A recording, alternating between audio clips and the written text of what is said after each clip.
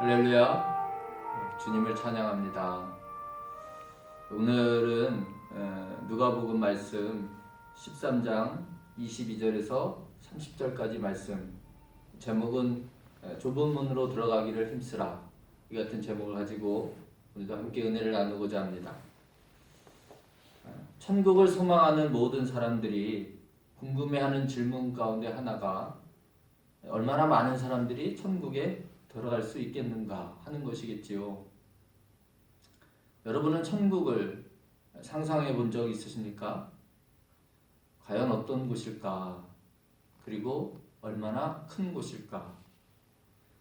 현재 세계 인구가 약 77억 정도 된다고 하는데, 수천 년 동안 살다가 죽은 사람들을 다 포함한다면 그 인원이 어마어마하지 않겠습니까? 그들이 다 천국에 들어간다면 수용이 가능하겠는가? 어디에 그런 공간이 있을까? 꼭 그런 생각 안 해보셨습니까? 우리가 흔히 천국을 장소적 개념만으로 생각하는데, 그래서 에덴 동산도 지구 어느 위치에 있을 것이다 라고 생각하여 이곳이다 저곳이다 하는 일도 많지요. 뉴질랜드다 그렇게까지도 얘기를 합니다.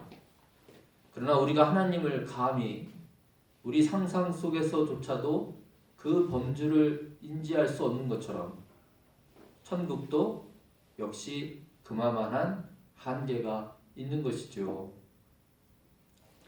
그런데 여러분, 정작 중요한 것은 누가 천국에 가게 되느냐이지 않겠습니까? 그리고 더 중요한 것은 그 자리에 과연 내가 있겠느냐라는 것이겠죠. 사실 우리는 늘 이같이 일반적인 질문을 하는 것이 보통이지만, 실상 그 속사정은 다 이러한 자신의 문제를 염두에 두고 있는 것이죠. 과연 내가 천국에 갈 수 있을까 하는 것입니다. 오늘 본문의 어떤 사람도 예수님께 지금 이 같은 사정을 담아 그 일반적인 질문을 던지고 있다고 볼 수 있을 것입니다. 23절이죠. 주여, 구원을 받는 자가 적으니까. 주님, 구원을 얻을 자가 얼마나 됩니까? 하는 질문을 부정적으로 묻고 있는 것이죠. 적지 않다, 많다 라는 그런 대답을 듣고 싶은 걸까요? 제가 언젠가도 말씀드렸는데, 좀 오래된 이야기지만 미국에서 자국의 나라 사람들을 대상으로 당신은 천국에 들어갈 수 있다고 믿는가? 라는 질문을 하였다는 것이죠. 그랬더니 대다수가 그렇다 라고 대답했다는 것입니다. 거리낌 없이 그렇게들 대답하였다는 것이죠. 여러분은 어떻게 생각하십니까? 그렇게 여러분 자신은 천국에 갈 수 있다고 믿으십니까? 그런데 한편 이 질문을 예수님 당시 이스라엘 사람들에게, 특히 제사장과 바리새인들 또 율법사들에게 했더라면 아마도 같은 대답을 얻지 않았겠습니까? 당연히 천국에 갈 수 있다고 대답했겠지요. 지금 이 질문을 하는 사람은 어떻겠습니까? 부정적으로 묻고는 있지만 역시 그 자신은 이 문제에 해당되지 않는다 라고 생각하며 물었을 가능성이 클 것입니다. 그렇게 이해하고 보면 기독교 국가라 불리는 미국인들도 충분히 그럴 수 있겠다는 생각이 드는 것이죠. 안 그렇습니까? 그런데 오늘 예수님은 어떻게 답변하고 계십니까? 24절이죠. 내가 너희에게 이르노니 들어가기를 구하여도 못하는 자가 많으리라. 아니다, 많다가 아니지요. 그렇다, 적다, 라고 말씀하고 있는 것입니다. 못 들어가는 자가 많다. 그러니 들어가는 자는 적다는 것이죠. 어떻습니까, 여러분? 놀라셨습니까? 그러나 아직 놀라기는 이릅니다. 여기 말씀 중에 여러분 들어가기를 구한다는 것이 무슨 말이겠습니까? 사람들이 대부분 천국에 대해서 알고 있다는 것이죠. 그리고 그것을 염원한다는 것입니다. 천국에 들어가기를 원한다는 것입니다. 그런데 그렇게 원한다고 해도 가고 싶어 해도 그들이 다 들어갈 수 있는 것이 아니라는 것입니다. 그리고 그렇게 못 들어가는 사람들이 또한 많다는 것이죠. 그러므로 아예 천국을 모르거나 원하지 않는, 천국을 의식하지 않는 그런 사람들까지 포함하면 상대적으로 들어갈 수 있는 수가, 그 수가 얼마나 되겠습니까? 요한계시록에 기록된 14만 4천 명이 맞겠습니까? 이어지는 25절에서 27절의 비유 말씀은 천국을 들어가기가 한층 더 어려움을 상징적으로 드러내고 있습니다. 한마디로 천국의 문이 있어서 그것이 닫히고 나면 아무리 열어달라고 두들겨도 너희들 누구냐? 하는 주님의 말씀을 듣게 되며 오히려 욕먹고 쫓겨나게 된다는 것입니다. 여러분, 지금까지 말씀으로 우리가 알 수 있는 사실이 무엇입니까? 미국인들의 자신감만큼이나 실제로 우리가 천국에 들어가는 일은 결코 그리 호락호락하지 않다는 것입니다. 더욱이 30절에 먼저 된 자 나중되고 나중된 자 먼저 된다는 말씀의 뜻은 당시로서는 이스라엘 사람들에게 강한 경각심을 주는 말씀이겠지만 오늘날 우리 믿는 사람들 역시도 같은 경고의 말씀으로 들을 수밖에 없는 그런 말씀인 것입니다.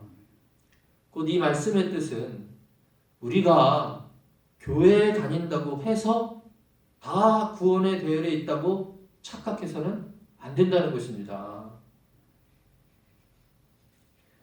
자, 그렇다면 어떻게 해야 하는가? 오늘 예수님께 질문한 이에 담긴 우리네 속사정을 어떻게 해결해야 하는가?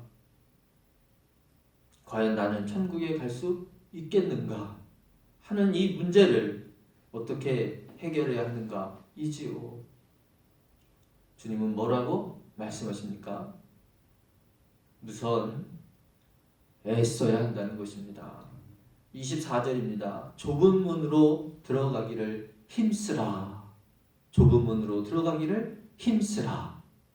천국의 공간은 우리가 상상할 수 없는 그 이상의 것이겠지만 그 천국에 들어가는 데 있어서는 반드시 좁은 문을 통과해야 한다는 것입니다.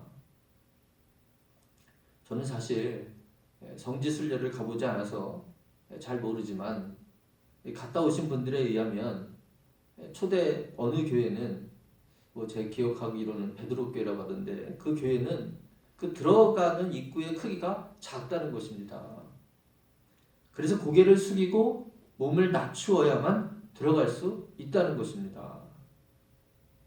바로 오늘 이와 같은 말씀을 교회 문에 상징하고 있는 것이지요. 작고 좁아서 자세를 굽히지 않으면 들어갈 수 없다는 것입니다. 다시 말해서 하나님 앞에 온전히 굴복하지 않는 자는 들어갈 수 없다는 뜻이 담겨져 있는 것입니다. 그러므로 오늘 본문의 구원으로 통하는 이 좁은 문은 아무나 들어갈 수 있는 것이 결코 아니라는 뜻을 내포하고 있는 것입니다. 들어가기를 힘쓰고 애쓰는 자라야만 들어갈 수 있다는 것입니다. 왜냐? 문이 좁기 때문에 그렇다는 것입니다. 마태복음에서는 7장 14절이죠. 생명으로 인도하는 문은 좁고 길이 협착하다고 말씀하고 있습니다. 그래서 들어가려고 애쓰기는커녕 찾는 이도 적다라는 말씀을 덧붙이고 있는 것이죠.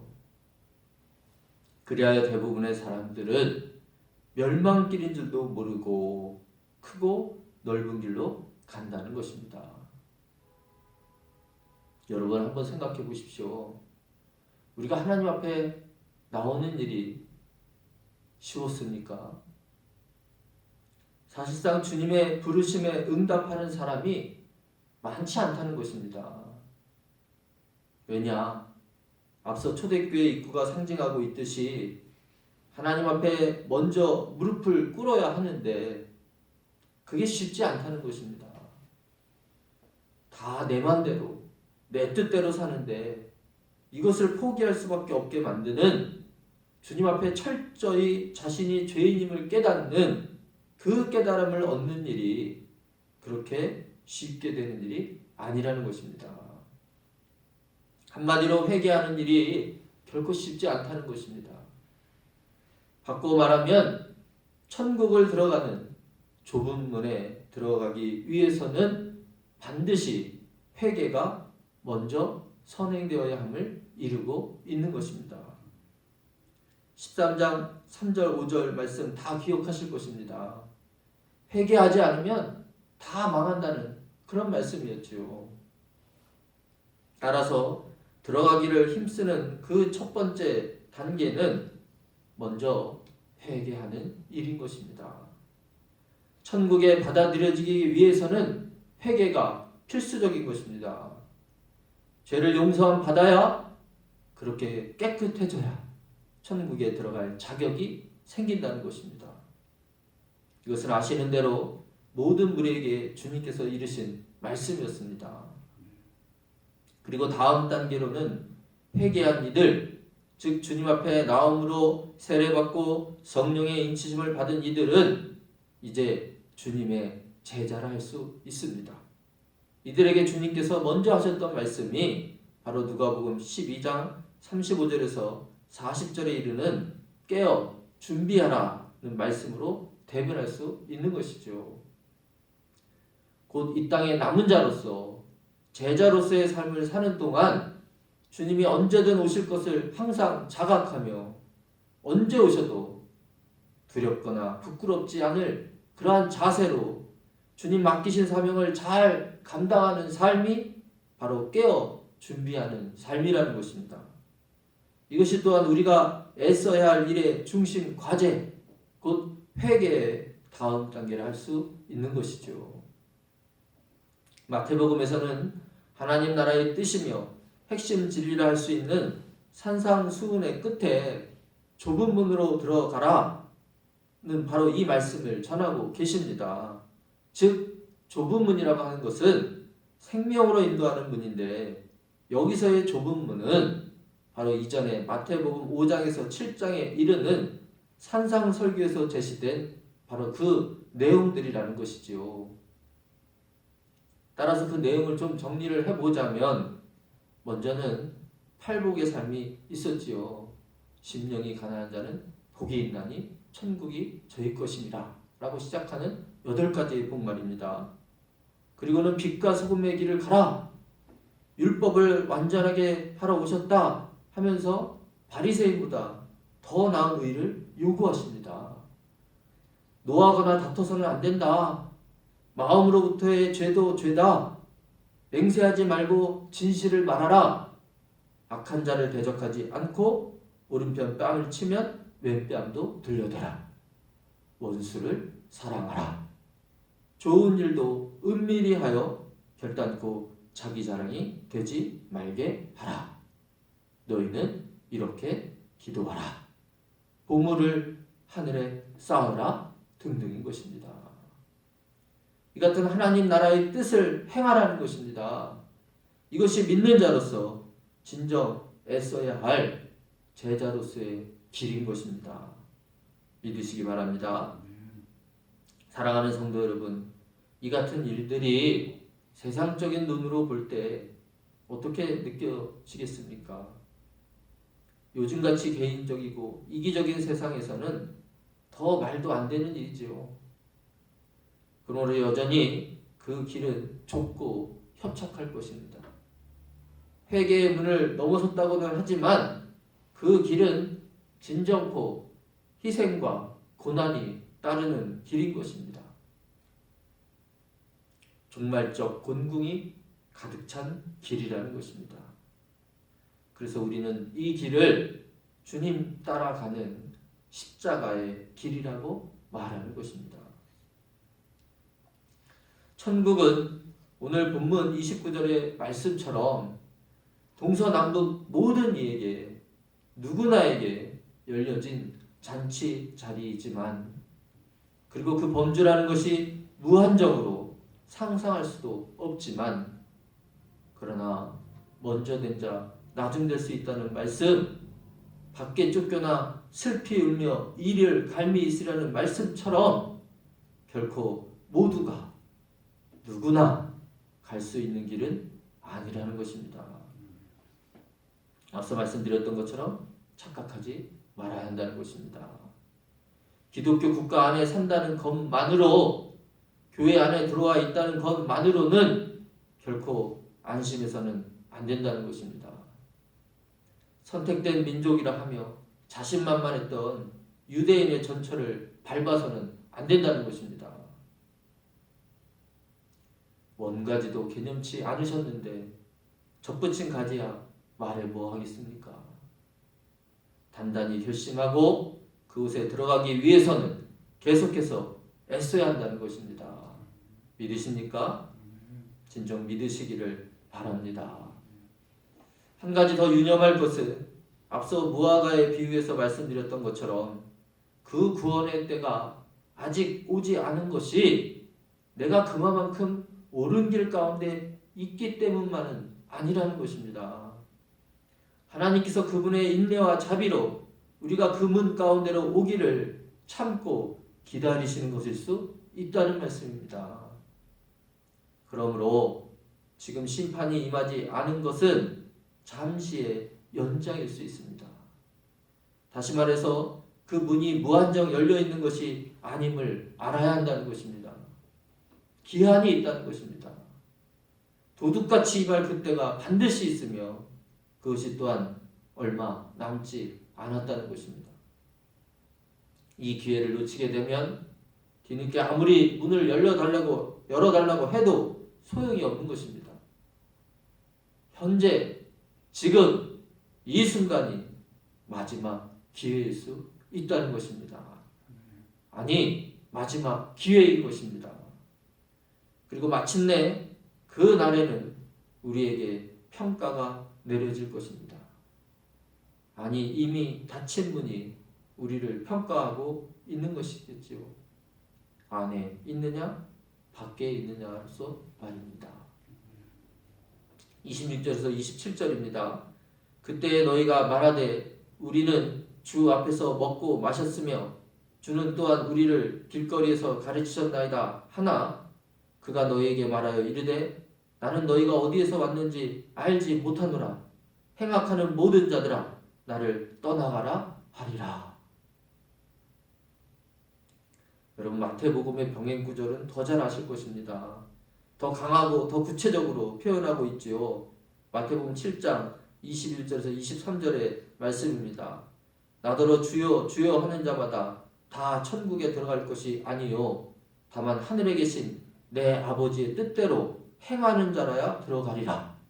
그날에 많은 사람이 나더러 이르되 주여 주여 우리가 주의 이름으로 선지자 노릇하며 주의 이름으로 귀신을 쫓아내며 주의 이름으로 많은 권능을 행하지 아니하였나이까 하리니 그때 내가 그들에게 밝히 말하되 내가 너희를 도무지 알지 못하니 불법을 행하는 자들아 내게서 떠나가라 하리라.